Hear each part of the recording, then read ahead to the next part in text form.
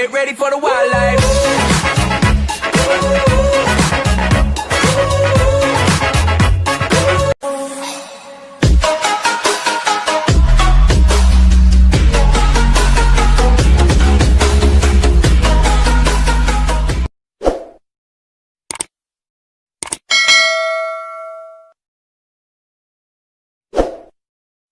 Anak-anakku sekalian, kelas 10 IPA dan 10 IPS. Sekarang kita kembali belajar PPKN, dan materi kita pada pagi ini yaitu kita memasuki bab yang kedua. Judulnya Ketentuan Undang-Undang Dasar Negara Republik Indonesia tahun 1945 dalam kehidupan berbangsa dan bernegara. Yang menjadi tujuan pembelajaran setelah kita mempelajari bab 2 ini, diharapkan kita atau siswa menerima ketentuan Undang-Undang Dasar Negara Republik Indonesia tahun 1945 yang mengatur tentang wilayah negara, warga negara dan penduduk, agama dan kepercayaan, pertahanan dan keamanan sebagai wujud rasa syukur pada Tuhan yang Maha Esa. Yang kedua, bersikap peduli terhadap penerapan ketentuan Undang-Undang Dasar Negara Republik Indonesia tahun 1945 yang mengatur tentang wilayah negara, warga negara dan penduduk, agama dan kepercayaan, pertahanan dan keamanan. Kemudian yang ketiga, menelaah ketentuan Undang-Undang Dasar Negara Republik Indonesia tahun 1945 yang mengatur tentang wilayah negara, warga negara dan penduduk, agama dan kepercayaan, serta pertahanan dan keamanan. Dan yang terakhir, yang keempat, menyajikan hasil telaah tentang ketentuan Undang-Undang Dasar Negara Republik Indonesia tahun 1945 yang mengatur wilayah negara, warga negara dan penduduk, agama dan kepercayaan, serta pertahanan dan keamanan. Itulah yang menjadi tujuan pembelajaran dari bab 2 ini. Nah, pertama yang mau kita bahas adalah wilayah negara kesatuan Republik Indonesia. Wilayah negara kesatuan Republik Indonesia. Apa itu wilayah negara? Wilayah negara sebagai suatu bagian muka bumi, daerah tempat tinggal, tempat hidup, dan sumber hidup warga negara dari negara tersebut. Nah, itu dia. Jadi pengertian wilayah negara itu adalah sebagai suatu bagian muka bumi, sebagai tempat tinggal kita, tempat hidup kita, dan sumber hidup kita sebagai warga negara Indonesia. Jadi wilayah negara kesatuan Republik Indonesia yaitu wilayah bagian muka bumi ini yang dijadikan sebagai tempat tinggal kita, tempat hidup dan sumber hidup seluruh warga negara Indonesia. Itulah wilayah negara. Nah, kemudian dihubungkan dengan deklarasi Juanda. Deklarasi Juanda. Pada tanggal 13 Desember 1957, pemerintah Indonesia mengeluarkan deklarasi Juanda. Apa itu deklarasi Juanda? Deklarasi Juanda adalah pengumuman atau deklarasi, ya, deklarasi pemerintah Indonesia tentang, ya, tentang lebar laut teritorial Indonesia. Mengapa hal ini muncul? Mengapa harus ada deklarasi Juanda?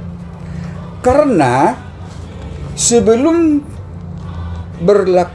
adanya deklarasi Juanda bahwa wilayah negara Indonesia itu terpisah-pisah antara pulau yang satu dengan pulau yang lain. Kenapa? Karena masih menggunakan atau berpedoman pada ordonansi maritim yang dikeluarkan oleh Belanda tahun 1939. Apa rupanya isinya? Bahwa laut teritorial Indonesia itu adalah 3 mil, ya, 3 mil yang diukur dari tepi pantai pada waktu surut. Tepi pantai setiap pulau. Nah, jadi setiap pulau dari tepi pantai diukurlah 3 mil. Ya, diukurlah 3 mil. Misalnya kita ini di Sumatera Utara, ya kan, ada pulau kita di sebelah barat, Pulau Nias. Misalnya, ini sebagai ilustrasi, diukurlah dari tepi pantai Sibolga menuju arah Pulau Nias 3 mil. Kemudian dari Pulau Nias diukur 3 mil. Maka, ya, maka antara Pulau Sumatera dengan Pulau Nias ada laut bebas. Ada laut bebas. Kenapa? Karena lebar laut teritorialnya hanya 3 mil. Maka demikianlah di seluruh wilayah Indonesia, ya. Maka ada pulau yang satu dengan pulau yang lain itu terpisah satu sama lain karena lebar lautnya hanya 3 mil. Maka pada waktu itu Perdana Menteri Juanda, ya, yang memimpin kabinet Juanda, mengumumkan bahwa ordonansi maritim yang dibuat Belanda pada tahun 1939 tidak sesuai lagi dengan Negara Kesatuan Republik Indonesia. Alasannya apa? Karena Indonesia itu adalah negara kepulauan. Negara kepulauan, ya, atau disebut dengan archipelago.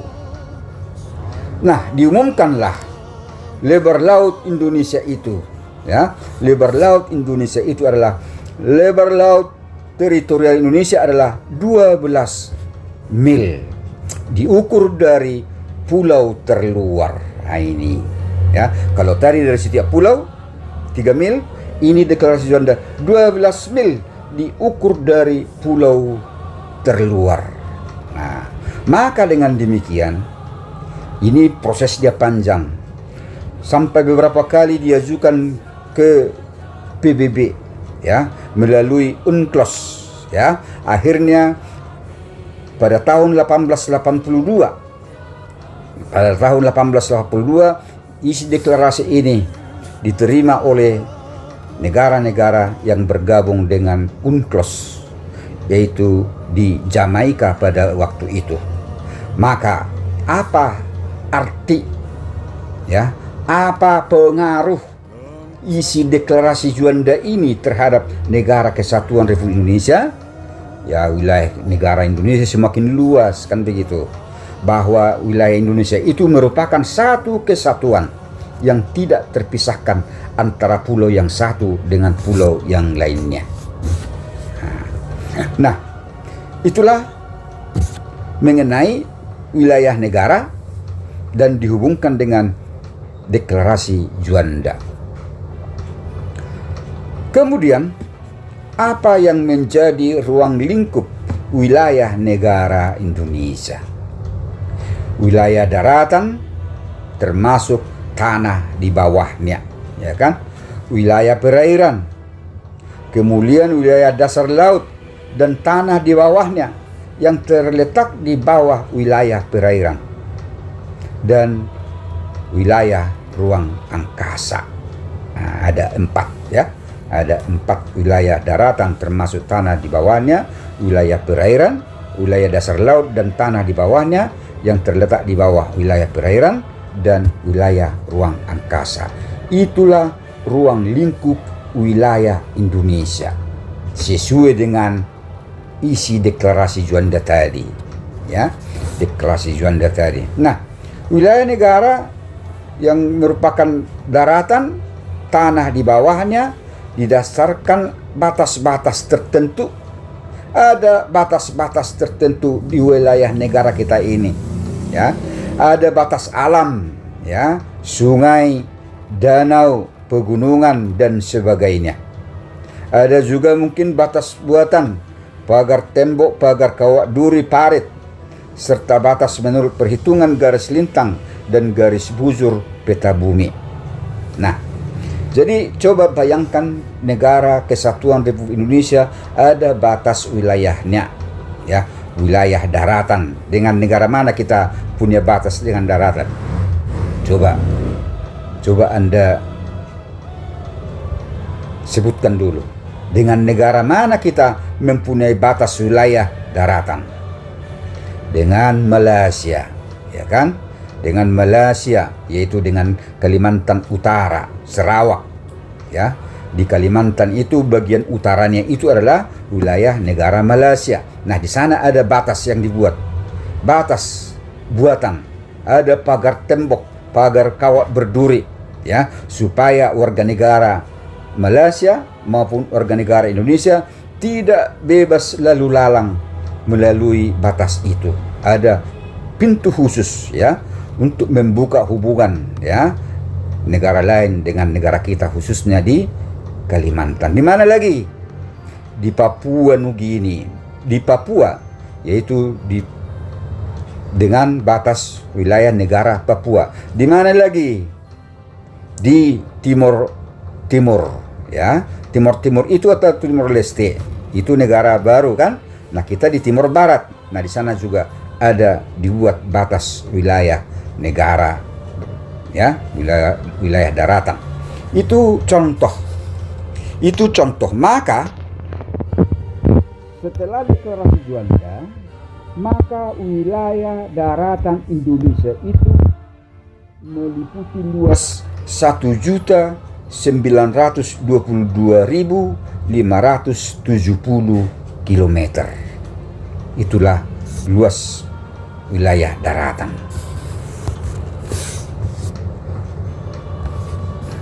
Nah, wilayah perairan, wilayah laut, ya, negara, batas laut teritorial dihitung dari pantai yang sedang surut. Sedangkan di laut di luar perairan teritorial disebut dengan laut bebas atau perairan internasional. Nah, wilayah laut berdasarkan traktat di Montego Bay, Jamaika 1982 seperti yang Bapak singgung tadi, ya, deklarasi Juanda diterima melalui UNCLOS, ya, UNCLOS, Organisasi Negara-Negara tentang Hukum Laut, ya. Nah, bahwa laut teritorial yaitu 12 mil laut yang diukur dari kepulauan terluar dari suatu negara. Nah, ini sudah. Nah, dan seterusnya, kemudian zona bersebelahan, ya, tentu mungkin tidak mencapai 12 mil, ya, maka dibuatlah zona, ya, batas antar negara bersebelahan. Misalnya Selat Malaka itu, ya, dengan Indonesia dengan Malaysia, kemudian Indonesia dengan Singapura, Indonesia dengan Filipina, Indonesia dengan India, Indonesia dengan Australia, Indonesia dengan Timor Leste dan seterusnya. Nah, wilayah laut Indonesia itu seluas 3.257.483 km. Nah, jadi kalau wilayah daratan itu hanya sepertiga, ya, sampai sepertiga, Kira-kira demikian ya. Tadi 1 juta sekian, ini 3 juta. Nah, jadi kalau dijumlahkan semuanya laut dan perairannya sampai dengan 5 juta sekian kilometer bujur sangkar. Wilayah ruang angkasa menurut Konvensi Paris 1919, negara-negara merdeka berhak melakukan eksplorasi di wilayah udara, misalnya untuk penerbangan, satelit, dan radio. Kemudian pada Konvensi Chicago 1944 dijelaskan bahwa negara mempunyai kedaulatan utuh atau eksklusif terhadap ruang udara di atas wilayahnya. Nah itu dia, di atas wilayah kita lah. Jadi Indonesia di atas wilayah sesuai dengan ukuran yang telah tadi Bapak sampaikan tadi, sesuai dengan deklarasi Juanda. Nah,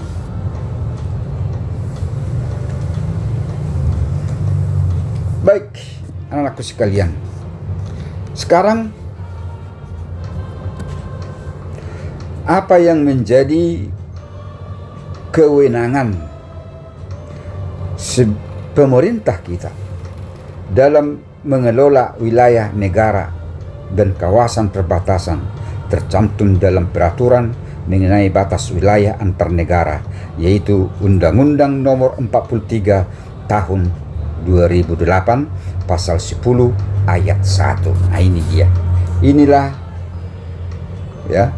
Inilah sebagai aturan ya pemerintah mengelola kawasan perbatasan itu melalui Undang-Undang Nomor 43 Tahun 2008 Pasal 10 Ayat 1. Nah, nanti bisa kita lihat, bisa Anda lihat dulu nanti Undang-Undang Nomor 43 Tahun 2008 Pasal 10 Ayat 1 apa isinya.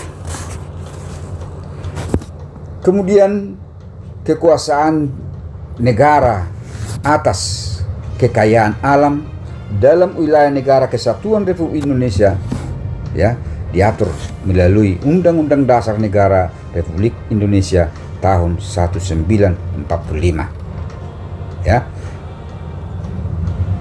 mengatur pihak yang berhak menguasai kekayaan alam Indonesia. Nah, begitulah anak-anakku sekalian tentang bagaimana ya wilayah negara